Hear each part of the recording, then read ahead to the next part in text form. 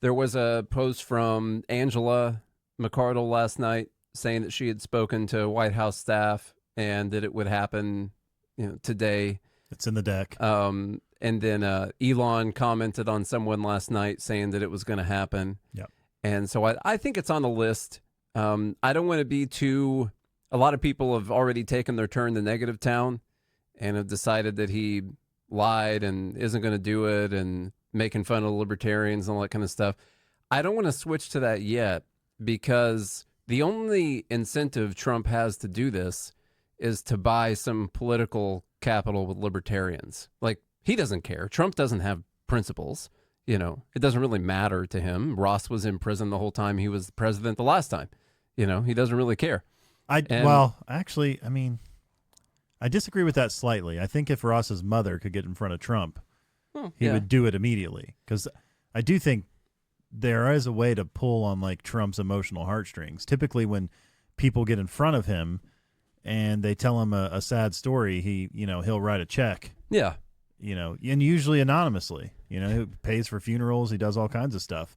No, I think he would if he talked to Lynn. I mean, heck, I almost cried when we had Lynn on the show that one time. It's been a couple of years. You wrote a pardon, but I tried. Yeah, he hadn't signed it yet, but unfortunately, you don't have any pardoning power. And when you actually sit there and talk to someone's mom, and like her kid is supposed to die in prison, I mean, it's if this happens, it's all about. It's all about all the work that she's done. She hasn't stopped. And I hope it does happen. I mean, I know bad stuff happened on Silk Road. We did get a couple comments on that post that did really well. And wasn't Silk Road a bad thing? There were bad things that happened, I guess. First off, most of it was drug activity. Yeah. So I don't care. Second of all, it wasn't Ross who was perpetrating the illegal activity. Created a website. Yeah. And the same kind of stuff happens on Facebook Marketplace or Craigslist or Google or whatever. Yeah, just all over the place. And you typically don't get 2 life sentences without the possibility of parole because other people did things on your website. Yeah. So they also had that whole murder for hire plot that ended up being not true, but I believe the judge's sentencing was affected by that. So it'll be a big deal if it happens. Doesn't mean that we should just let Trump get away with anything he wants to do because he pardoned one guy. There's a lot of other people that are affected by policies and actions that the government takes on a daily basis as well. And now he did on his first day pardon about 1,500 J6ers. He did do that. So... in fact, since you mentioned it, let's just go to the little clip of that happening. We've got a few clips up here today of what happened on Trump's first day in office, and let's looks like a lot of executive orders. There's a lot of books up there. I don't know if any of them are Ross books, but here we go. I think this order will apply to approximately 1,500 people, sir. So this is January 6th. These are the hostages. Approximately 1,500 for a pardon. Yes. Full pardon. Full pardon or commutations? Full pardon. We have about 6 commutations in there where we're doing further research. Okay. Nice to see you again.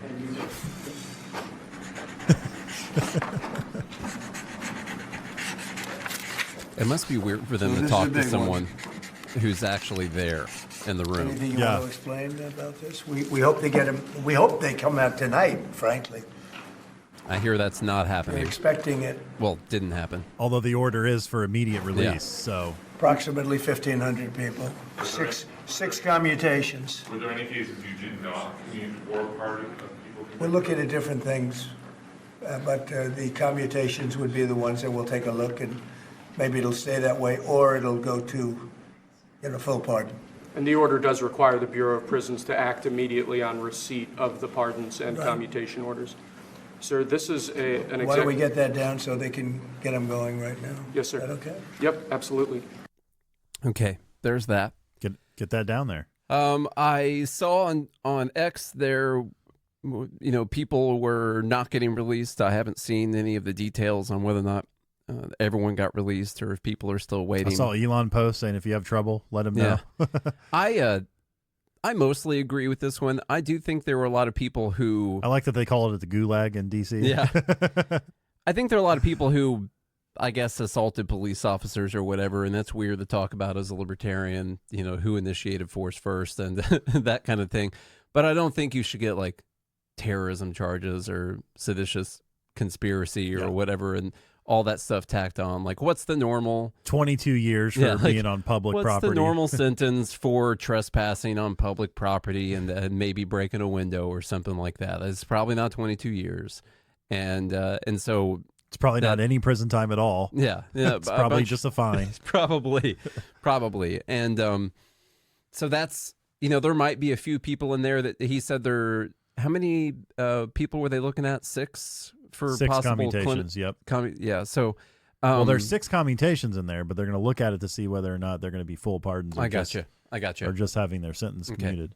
So he was pardoning people yesterday, not Ross yet, but he was pardoning people. I do have a nice little rundown here of things that he did yesterday, and so I want to run through some of these. We have some video clips for some of them, and then we'll talk about Elon Musk coming out of the Nazi closet finally, now that he's free. And let's see, a couple other things here. This is from the New York Times, they start with the federal workforce. He signed one freezing federal hiring, which is good. Of course, the exceptions are that for members of the military or positions related to immigration enforcement, national security, or public safety. Which could mean a lot. Which you can broaden that. Like, is our nation secure if that clerk in the health secretary's office doesn't have an apprentice serving for their assistant? Probably not. Are we truly secure as a nation? So, yes, that's very broad. Let's see. Restore a category of federal workers known as Schedule F, which would lack the same job protections enjoyed by career civil servants. That's a good thing, making those people easier to fire. That's something Vivek Ramaswamy talked about a lot, which, by the way, Vivek Ramaswamy officially is out of Doge. So, is he? Yeah. He tweets one thing that people don't like about Saved by the Bell or whatever, and all of a sudden he's out. He went like 2 weeks without posting at all, and then they decided that he's going to run for governor of Ohio. So that's why he's out of Doge. And so he's out. I guess so. I'm not happy about that because he's been pretty good on this whole federal workforce thing. He has. All right. Halt new federal rules from going into effect before Trump administration appointees can review them. So that's like all the current rules that they're currently about to go into effect that have come from the Biden administration. They've halted all that, and they've got to review all of them. Which is a good thing. Yeah, for sure.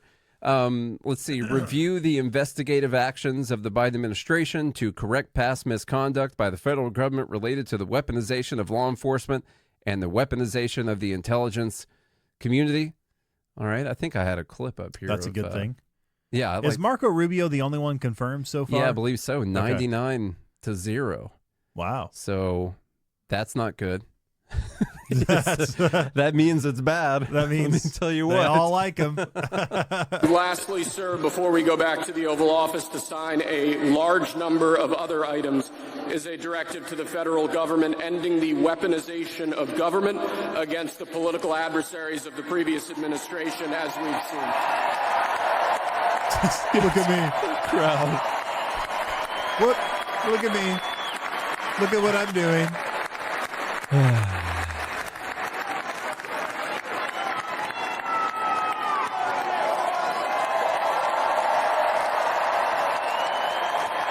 Thank you very much, sir. There you go.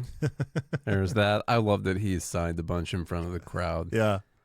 That's something else, man. Let me tell you what.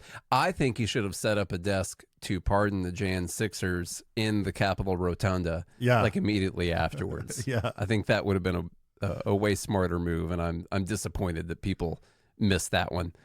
Let's see. What else do we have here?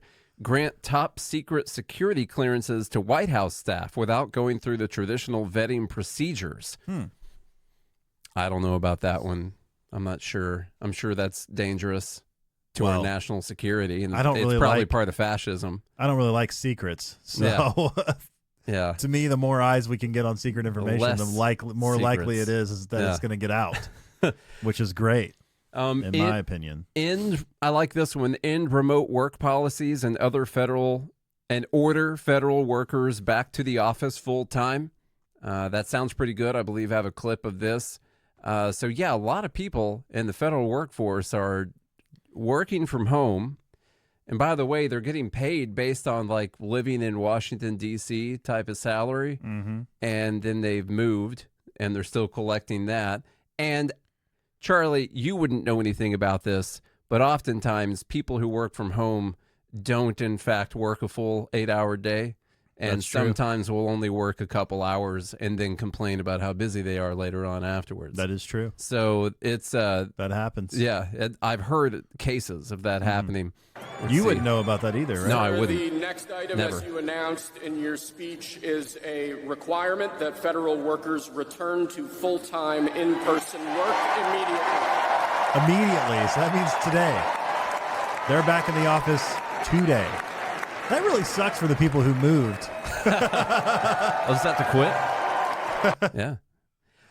Imagine you moved, like 3 years ago. You moved your whole family because now you're working remotely. Good. And then Good. the order was signed that you Yeah. have to be back in the office immediately. Screw those people. I don't care. I'm just, They should quit. all the flights to D.C. last night were full. They should quit right now. Let's see. Bar asylum. Now we get to the immigration and the border. Bar asylum for people newly arriving at the southern border. So one thing he did yesterday was immediately that CBP app stopped working, like that CBP One app. They took that down, which is what people have been using. I think it's something like 1,000 people a day can essentially sign up for asylum on this app, and then wait for their court date, 3 years down the road or whatever. And so they shut that down. And so they're barring asylum for people newly arriving. And then another big one, which we're probably going to disagree on and is probably not going to happen because it's going to get challenged in court and he'll lose. He's moving to end birthright citizenship, which the New York Times says is guaranteed by the 14th Amendment for children of undocumented immigrants.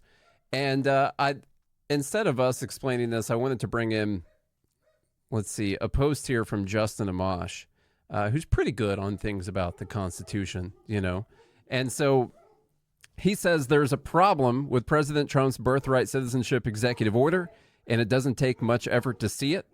The 14th Amendment reads in relevant part, all persons born or naturalized in the United States and subject to the jurisdiction thereof are citizens of the United States and the state wherein they reside. Man, your dogs are barking back They are there. going. They're really going for it right now.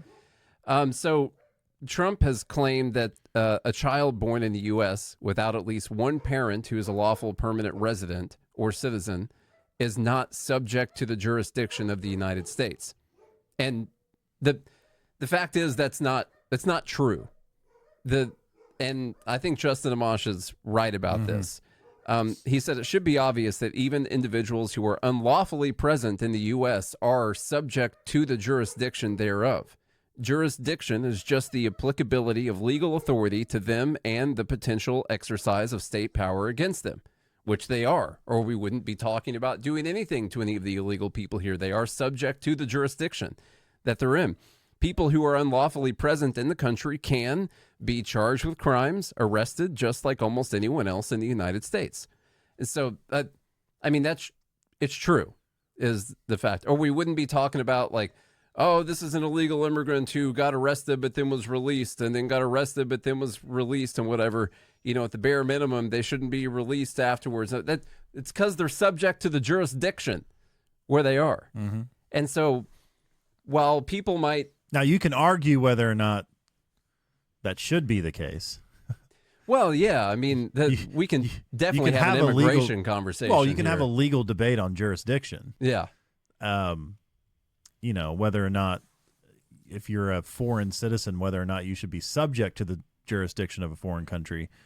But there's a long precedence in United States law that establishes that you are automatically, by simply being on United States ground, subject to the jurisdiction of United States law. Yeah. So, For instance, like it's illegal for you to be here and you're subject to our jurisdiction. Yeah. And so therefore I'm going to detain you forcefully and use state power against you. And I'm going to remove you from this area because you're currently subject to our jurisdiction. so that one's And not I going have to power hold. to you. It's not going to hold up. No. Maybe, but I don't see the Supreme Court holding that one up. And honestly, I don't really like it in the first place because it ignores the potential. It ignores the real problem. What people are upset about are people crossing the border. A lady who's pregnant, about to pop, crosses the border, and she's the half mile in, and she gives birth, and all of a sudden, this baby is a U.S. citizen, essentially, afterwards. And does that happen? Yes, of course it happens. But the problem there is not that the baby is a U.S. citizen. The problem is that it was too easy for someone to just come across your border. And that's where the actual problem happens there. Now, if you want to pass Now, a I law, get why he's doing it, though, because it's an incentive. It's to de-incentivize. Yeah, it's an incentive for Yes. sure for people to come here. But I get that it's an incentive, but it's also there for a reason. And I kind of asked this question yesterday, like, what is an American? If being born in America and living in America doesn't make you an American, what's a fucking American? Yeah. You know, what is it? Someone who has a specific set of beliefs? Well, I can point to you frickin' millions of people who don't have those beliefs, you know? Like, what makes you an American? Well, someone who could recite the Pledge of Allegiance, I guess. Screw that commie BS. Not going to do the Pledge of Allegiance. So this is one that we're going to disagree with him on, and I don't think he'll win in court either. If he does, I'll be surprised about that. Let's see. Suspend the refugee admissions program until such time as the further entry into the United States of refugees aligns with the interest of the United States. Declare migrant crossings along the U.S.-Mexico border to be a national emergency, allowing Mr. Trump to unilaterally unlock federal funding to Mr. Trump? President Trump? for border wall construction without approval from Congress for stricter enforcement efforts. Told you guys, those emergency powers, man. Emergency powers. That's why they're a bad thing. I mean, Democrats should hate them too. I'm not saying this is technically a bad thing, but Democrats should hate emergency powers too because they can be used for things you don't like. That's true. This is why the problem is not what they do with the emergency powers. The problem is the emergency powers themselves. It's the power the government has in the first place, and maybe Democrats will pay attention this time. I don't know.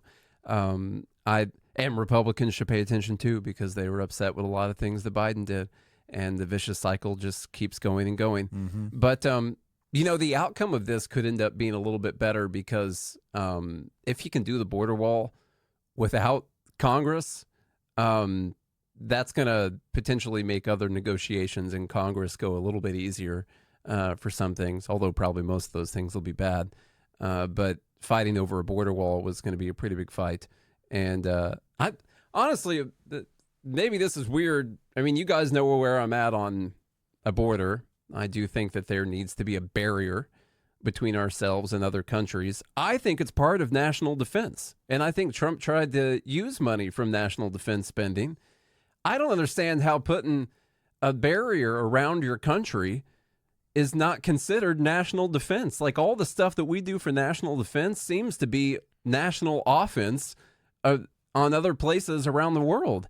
And what about the actual national defense stuff? So I wasn't upset with him using defense spending to do a border wall. That makes sense to me. Yeah. Like you Sounds like defense. You got a fort in a war, and they're like, oh no, It's not that wall. That's not part of the fort. We need In fact, it's spelled out. Defense. Yeah, it's defense. It's defense being put up. You ever seen that a game? They got a D, and then there's a fence. Yeah. Exactly. Let's see. Hey, what's he doing with that money? Oh, just spending it on defense. Resume a policy requiring people seeking asylum to wait in Mexico while an immigration judge considers their cases. I think this makes complete and total sense. Although it will take 10 to 20 years for the judge to get to your case. Remain in Mexico seem to work pretty well. And I think you're deciding whether or not someone can come here and stay here. You don't have to let them in while you're deciding that. That's not a good incentive process either. Consider designating cartels as foreign terrorist organizations. I thought that he just did. I thought he did too. This wording, does anyone in the group remember how he worded this yesterday? The New York Times has got no reason to be, nice, and the way that they frame this, they say consider designating cartels. Someone tell me about that. Here's presidential actions designating cartels and other organizations as foreign terrorist organizations. Let's see. Just reading through an order right now. This order creates a process by which certain international cartels and other organizations will be designated. Will be. Okay. So you can't just sign an order designating them. And this is another one that I disagree with on a technicality. I don't like the cartels operating here, but the word terrorist has a definition. And a lot of people were saying, that guy who killed the Brian Thompson dude, he only killed one guy. That's not a terrorist, I'm like, no, it depends on whether or not you did it to achieve some kind of political or social agenda. I don't know what the exact definition is, but I don't think that's what cartels are doing. I don't think they're doing some kind of political agenda. I think they're trying to make money, Yeah. And so, I disagree with it on a technicality because I don't think the cartels fit the definition of terrorism. So, and we talked about this when Obama signed the new defense law. I can't remember what it's called at the top of my head, but the NDAA? The NDAA, when they could label people as terrorists. National Defense Authorization Act? Yes. I believe. And so yeah, we highlighted this because the problem with that is that when the government can decide to put you on a list, then that gives them additional powers. Yeah. And you lose some of your rights, maybe even your habeas corpus rights. And you're under the thumb of the full power of the United States government, which you don't want to be under. First thing I would do, sign an executive order.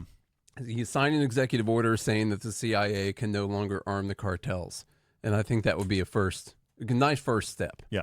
I think we should stop arming these people. Let's see. Here's my favorite. Oh, yeah. Gender and diversity, equity, and inclusion initiatives.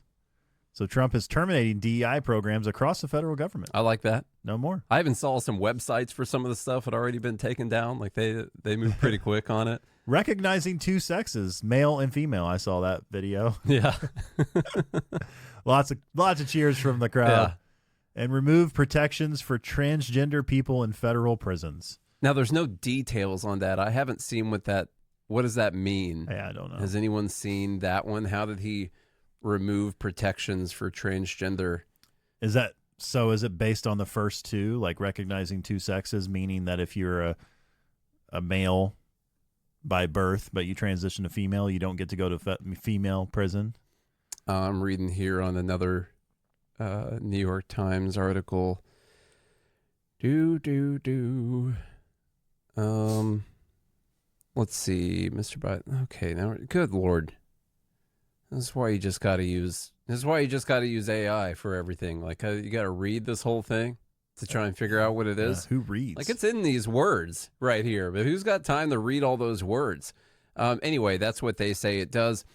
Tariffs and trade direct federal agencies to begin an investigation into trade practices, including persistent trade deficits and unfair currency practices, as well as examine flows of migrants and drugs from Canada, China, Mexico, and the United States.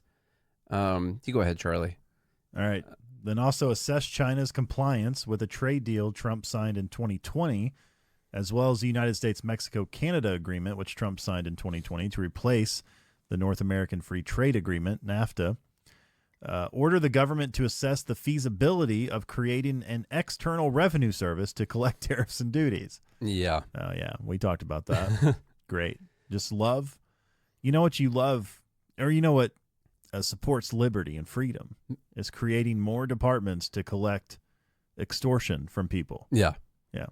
And they still, we've talked about this plenty of times. We could have just replaced, you could have just transitioned the IRS to the ERS. Part of the external ITE. part is part of the lie.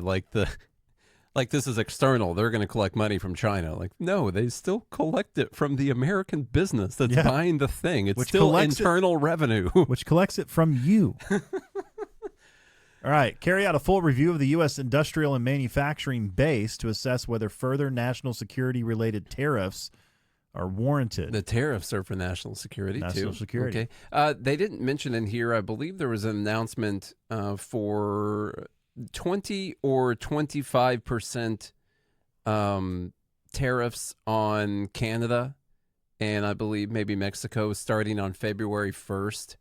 I'm just kind of trying to remember that off the top of my head. There's been a lot of stuff over the last day. So it was 20 or 25% starting on February 1st, and Justin Trudeau was out there today saying there's going to be consequences. And so I guess we're going to heat up the tariff war with them, which, by the way, Trudeau resigned anyway, so who cares what he says? You know, tariffs on a country like Canada have directly increased housing costs. That's one of the, Canada's got just an untold number of pine trees up there. Honestly, there's pine trees inequality between our countries. And we could try and fix that, but it's going to be like 30, 40 years before we can do anything about it, Yeah, let's but put a little they've Miracle got Grow on there. up there in the northern part, just a lot of pine trees up there. And my point is, we get a lot of our wood that we build our houses comes from there. And we had a friend that was building a house whenever Trump's first tariff war started, and he estimated that the tariffs increased the cost of his house anywhere from 20 to 40%, and he actually ended up not getting things. He was trying to have like a compound out there, and he was going to get solar panels and all that kind of stuff, and the price of the solar panels went up by like 50% and all that, and he ended up not being able to do it. And so yes, this will increase costs. Yeah. Everyone has to be just purely honest about that. I still agree with Josh, though. It does give you more freedom with your income. So you can choose. In the same way that we would support a sales tax over an income tax, because it is almost essentially a sales tax. And so, yeah, I would support it over income taxes because you still get to, it's a sales tax is the only one that you can eventually never pay. You can become self-sufficient and not pay a sales tax, and there's no income tax. And I'm saying if that's the only tax, then there's no property tax and all that. And you can live a tax-free life if there's a sales tax, if you so choose. It's the only one you can actually get away from. Not that everyone would, but it is the only one you can choose to get away from. Let's see. Go ahead. I did that one already. So energy and the environment. I like some of these. Withdraw the United States from the Paris Agreement. That's great. I know the lefties are freaking out. Oh my gosh. About this. Let's see. Here's a little bit of that. This is still in front of the crowd. Thank you, sir. The next item here is the withdrawal from the Paris Climate Treaty. I saw people posting. They have no idea what they're cheering for. Yes, sir.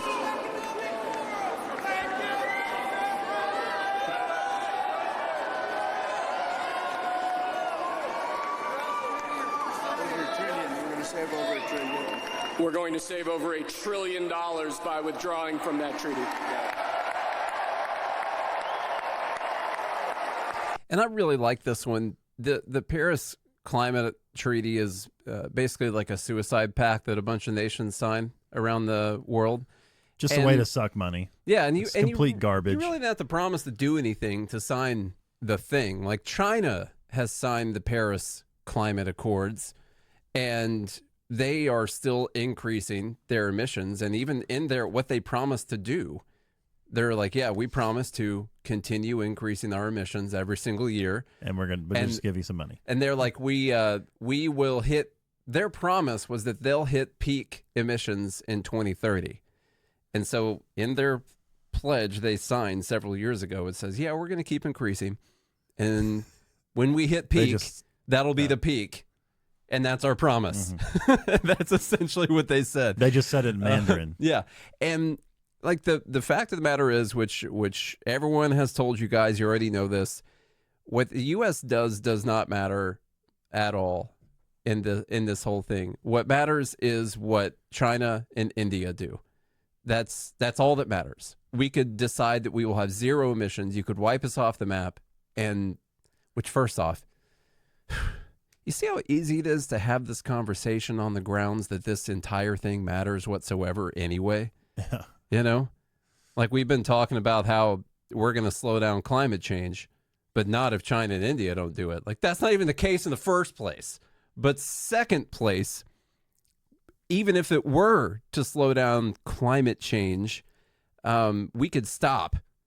And it just wouldn't matter at all because China and India are going to do it. Mm-hmm. So anyhow, yeah, it's a good thing to not do this. Whatever environmental rules we're trying to follow so we can stay in accordance with that, good riddance.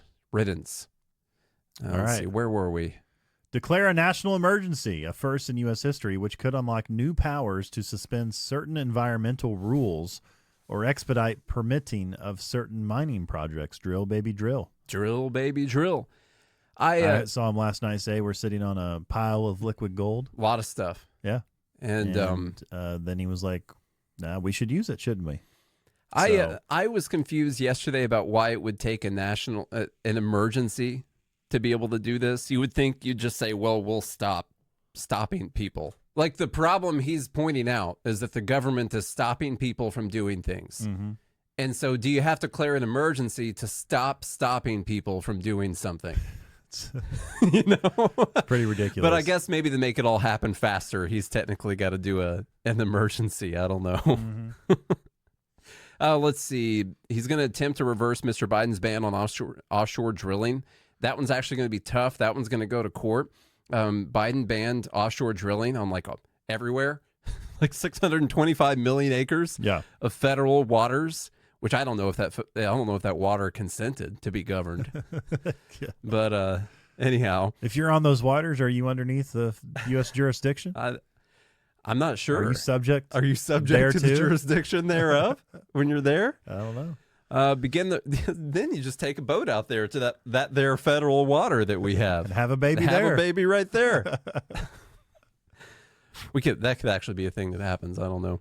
Begin the repeal of Biden-era regulations on tailpipe pollution from cars and light trucks, not just trucks to go around fixing light, but light trucks, which have encouraged automakers to manufacture more electric vehicles. Good. I like that one. Roll back energy efficiency regulations for dishwashers, shower heads, and gas stoves. Thank God, finally, although we're still screwed by California. What happens with a lot of this stuff is California is such a big state. It's so heavily populated that they have a bunch of rules and regulations, and so people will make products so they will comply with California's laws because California's got 30 million people in it, and they're like, everyone else will put up with it too. But yeah, I'm happy about that for sure. Open the Alaska wilderness to more oil and gas drilling. Okay. Restart reviews on new export terminals for LNG, something Biden paused. Halt the leasing of federal waters for offshore wind farms. That's a good thing, too. So he's reversing the order to stop offshore drilling. Yeah. But he's implementing an order to stop offshore wind farms. Yes, but probably by people who are using the federal government and subsidies through the federal government to put these wind farms out there. What I'm saying is you shouldn't even need any restrictions, and if it's viable to build a wind farm in the ocean, then people will do it. They will, but it's not. The problem is it's way too expensive. Which means they shouldn't be doing it. Exactly, and that's what they're saying. Like, we're not going to give you guys any money. We're not going to give you guys any help. You know, I guess you can put this is just leasing the federal waters. Yeah. I mean, if somebody wants to lease federal waters and put up a wind farm, sure. Now, but what about the whales? What about the whales? Well, the only way they can make it profitable, though, is what you're saying, through federal subsidies. I mean, wind farms they do not pay for themselves. No. And they don't pay for themselves in emissions either. Nope. So they're absolutely ridiculous, and they're ugly as hell. So, I mean, kind of cool to look at. It's crazy how big that thing is. Big, it's wild. Eliminate environmental justice programs across the government, which are aimed at protecting poor communities from excess pollution. We just want the normal pollution. I like how the New York Times qualifies that. Yeah. Review all federal regulations that impose an undue burden. We only want the due burdens on people on the development or use of a variety of energy sources, particularly coal, oil, natural gas, nuclear power, hydropower, and biofuels. And he's also going to consult federal agencies on any national security risk posed by TikTok, and then pursue a resolution that protects national security while saving a platform used by 170 million Americans. Charlie, this is something you didn't get to talk about, but he is still pushing for the U.S. government to get 50% ownership of TikTok, which is a crazy thing on itself. Let's not even talk about the freaking socialism that is. But it's a crazy thing on its face to say, well, the Chinese government runs this app and that's unsafe. So we want to go in 50-50 with the CCP and run this app for everyone. We think that's the best way to do it. Yeah. You think that if the CCP is running the app, do you think they're going to allow 50% ownership of the U.S. government? Well, no. No. But the idea that the government is going to own a social media company is insanity. No, I mean, the only good part about that, I guess, well, it's not really good, but that would destroy the app. It would be like when your grandpa gets on the social media app, you're like, okay, it's time to move to a new app. Yeah. You know? I like it here that it says Trump ordered his attorney general not to enforce the law that banned the site for 75 days. He doesn't have an attorney general yet. I don't think Pam Bondi has been confirmed yet. Not confirmed, yeah. I think Rubio's the only one that's been confirmed. Here's a good one. Withdraw from the World Health Organization. That's an order he previously signed in May of 2020, and then Biden stopped that one when he came in. But withdrawing from the World Health Organization, that's good. They set rules and guidelines and standards that the people who are members of it are supposed to follow. China basically runs the thing, like China and Bill Gates probably run the WHO, and good. We also give them at least $200 million a year. 2022, we actually gave them about $800 million. And so we have given them billions and billions of dollars, paying for the lion's share of the World Health Organization's budget. And I would guess that a much smaller percentage of that makes its way back to helping Americans with anything, you know. Besides locking people in their homes. Yes, besides that. It's the only way it's helped. You're paying for your own house arrest. Rename Mount Denali to Mount McKinley, and rename the Gulf of Mexico to the Gulf of America. So he did it. He signed an order. Yeah. Mount Denali used to be called Mount McKinley, and then they changed it to, I believe Obama changed it to Mount Denali for the Denali tribe up there. And, you know, I don't really care about, I would have just left it. I'm just saying that's a lot of who signs. cares? That's a lot of signs. You know, they're changing out signs. Can we afford even? This is big sign. Can we right even now afford to change the signs? signs? You got to look at the company that makes the signs. That's a good, yes, exactly. Yeah. Gulf of America, I'm actually fine with. I saw a funny video going around last night that said, honestly, who cares? Well, Biden's order says that you can't do any offshore drilling in the Gulf of Mexico, but now it's called the Gulf of America, and so the order doesn't apply anymore. And I'm like, it's probably still going to apply. I think that one's fine. This is North America, South America. You know, it's all the Americas, all of it. And so I don't know why Mexico gets their own Gulf. There's actually more coastline, I believe, on the American side anyway. So, sure, do it. Next one's stupid. Ensure that states carrying out the death penalty have a sufficient supply of lethal injection drugs. Finally. Which basically is the federal government giving states money, because here's the thing, those drugs are extremely expensive. Insanely expensive. Yes. Because no one wants to supply them, first off. Right. And, there is a shortage of them. And we're both against the death penalty in the first place. But in the second place, if you're going to do it, just shoot someone in the head. What's more humane than that? You know? I don't know. Give them some... It's a little messy. Propofol or something like that. Put down a tarp. Yeah. You get a tarp. This is why the government can't do anything. You get a tarp. You inject them. Just give them an Ambien or something like that. Who cares? Yeah. Here's an Ambien. Here's a tarp. Goodbye, sir. And then you shoot them in the head. And that's it. You can have super cheap. You could have a robot do it. That way you don't cause any You trauma. don't even have to do do To that. the person who has to do it. He also wants to fly the American flag at full staff on Monday and on future inauguration days. So make sure we get that. It's at half staff right now because Jimmy Carter died. He's mad about that. But he wants it to be a he full. wants a full staff. He wants to be full on hard. I think Jimmy Carter died just so the flag would be at half mast when Trump got inaugurated. He's going to implement the DOGE, Department of Government Efficiency, the Elon Musk-led cost-cutting initiative. Let's hear him talk about that. This is an order creating You only got a couple minutes. Department of Governmental Efficiency, known as DOGE. Okay, that's a big one. So is he creating an actual department? I don't quite understand. No, he's getting an office for about 20 people that we're hiring to make sure that these get implemented. We have a problem in this country. You sign an executive order, it doesn't get done for 6 months. As an example, when we Okay, well, let's talking about that. Let me try and answer. As of today, DOGE is established as a temporary organization in accordance with Section 3161, Title 5, U.S. States Code. The organization will report to White House Chief of Staff. Each federal agency is tasked with setting up a DOGE team of at least 4 employees. Within 30 days of today, each team will typically include 1 DOGE team lead, 1 engineer, 1 human resources specialist, and 1 attorney. And DOGE will immediately establish a government-wide software modernization initiative.